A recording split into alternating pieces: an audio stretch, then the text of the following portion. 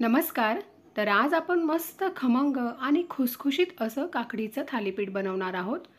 तुम्ही सकाळी नाश्त्याला हे थालीपीठ बनवू शकता किंवा संध्याकाळी काहीतरी तुम्हाला हलकं-फुलकं खायचं असेल, तरी देखील तुम्ही हे थालीपीठ बनवू शकता. चवीला अगदी मस्त आणि खमंग लागतं. बनवायला देखील अतिशय साधं आणि सोपं आहे. चला तर मग वेळ न वाया घालवता लगेचच आपण व्हिडिओला सुरुवात करूया. आणि जर तुम्ही आपल्या चॅनलवर नवीन असाल तर प्लीज चॅनलला नक्की सबस्क्राईब करा आणि शेजारील बेल आयकॉन देखील प्रेस करा. तर सर्वात अगोदर आपण एक वाटण तयार करणार आहोत. त्यासाठी मिक्सरच्या भांड्यामध्ये 3 ते 4 हिरव्या मिरच्या, थोडीशी कोथिंबीर, त्यानंतर अर्धा चमचा इथे मी जिरं घेतलेलं आहे आणि 4 ते 5 इथे मी लसणाच्या पाकळ्या घेतलेल्या आहेत. तर पाणी न घालता आपल्याला हे मिक्सरमधून थोडंसं जाडसर फिरवून घ्यायचं आहे. तर हे पाण्याचा वापर न करता फक्त आपल्याला हे मिक्सरमधून फिरवून घ्यायचं आहे. तर अशा पद्धतीचा इथे ठेचा तयार झालेला आहे. तर एका मिक्सिंग बाउलमध्ये इथे मी 1 वाटी किसलेली काकडी घेतलेली आहे. काकडी स्वच्छ धुवून वरचं साल तिचं काढून घ्यायचं आहे आणि किसणीने आपल्याला काकडी किसून घ्यायची आहे. तर इथे मी 2 मीडियम साईजच्या काकड्या किसून घेतलेल्या आहेत. काकडी सुरुवातीला खाऊन बघा, कडू वगैरे लागते काकडी कधी-कधी. त्यानंतर यामध्ये 1 वाटी गव्हाचं पीठ घ्यायचं आहे. अर्धी वाटी इथे मी ज्वारीचं पीठ घेतलेलं आहे आणि अर्धी वाटी आपल्याला इथे बेसन पीठ घ्यायचं आहे. एकाच वाटीने हे सर्व पीठ मी मोजून घेतलेलं आहे.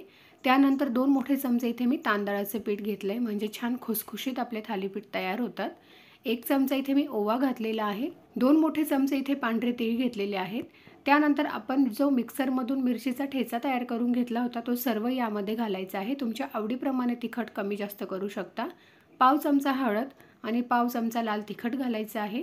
थोडंसं चवीनुसार यामध्ये मीठ घालणार आहोत आणि अर्धी वाटी बारीक चिरलेली कोथिंबीर घालायची आहे. त्यानंतर थालीपीठ छान मस्त खुसखुशीत आणि मऊ राहण्यासाठी इथे मी 2 चमचे तेल घेतलेलं आहे, ते यामध्ये घालून घेऊ.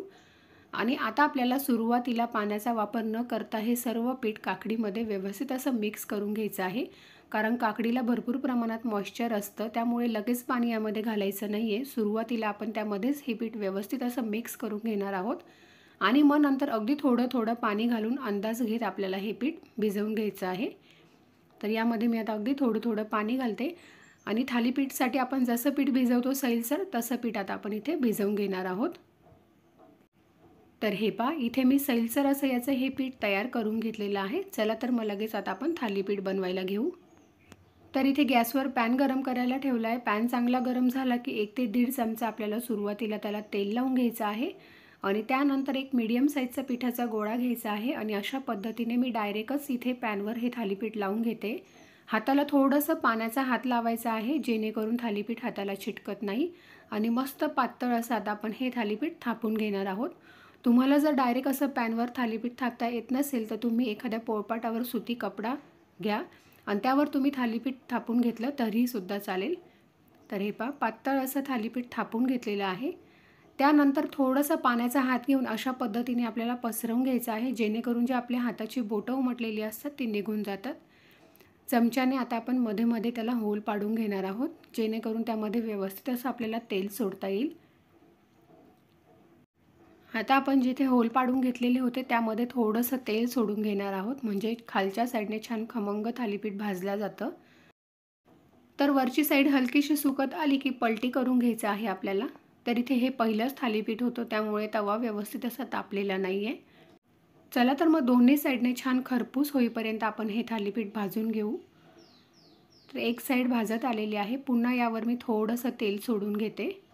तुम्ही तेलाऐवजी तुपाचा सुद्धा इथे वापर करू शकता. तर हे मस्त असं आपलं थालीपीठ इथे भाजून झालेलं आहे. तर इथे आपलं मस्त दोन्ही साईडने अगदी छान असं थालीपीठ भाजून झालेलं आहे. आता आपण हे एका प्लेटमध्ये काढून घेऊ. तर थालीपीठ काढताना शक्यतो ते जाळीच्या प्लेटमध्येच काढून घ्या. तर इथे आपले मस्त खमंग खुसखुशीत असे काकडीचे थालीपीठ बनवून तयार झालेले आहेत. तुम्ही दह्यासोबत किंवा चटणीसोबत हे थालीपीठ एन्जॉय करू शकता. चवीला अगदी मस्त भन्नाट लागतं. एकदा नक्की ट्राय करून बघा आणि आय होप तुम्हाला माझा आजचा हा व्हिडिओ आवडला असेल तर लाईक करा आणि अशाच नवनवीन रेसिपी पाहण्यासाठी चॅनलला सबस्क्राईब करा. भेटूया अशाच एका नवीन रेसिपीसोबत. तोपर्यंत बाय.